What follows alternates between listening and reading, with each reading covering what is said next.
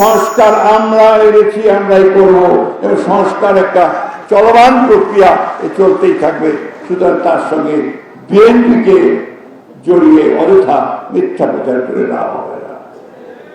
আরেকটা কথা পরিষ্কার করতে চাই, এই 26শে ফেব্রুয়ারিতে আমাদের নেতা তারেক রহমান এবং প্রধান উপদেষ্টা ইউনূসের সঙ্গে যে আলোচনা করার পরে নির্বাচনের যে সময় নির্ধারিত হয়েছে, সেই সময় নির্ধারিত নির্বাচন হবে, অন্যথা নির্বাচন হবে না।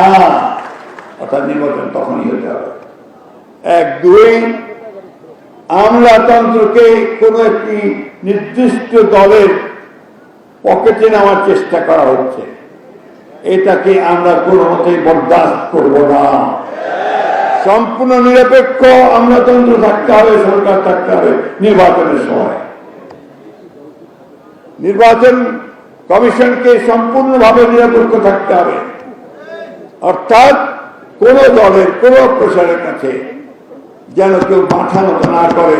বিশেষ করে বর্তমান যে সরকার, সেই সরকারকে আবারও বলতে চাই, একদম নিরপেক্ষতার ভূমিকা পালন করবেন, অন্যথায় আমরা সেটা মেনে নেব না, এই দেশের মানুষ সেটা মেনে নেবে না।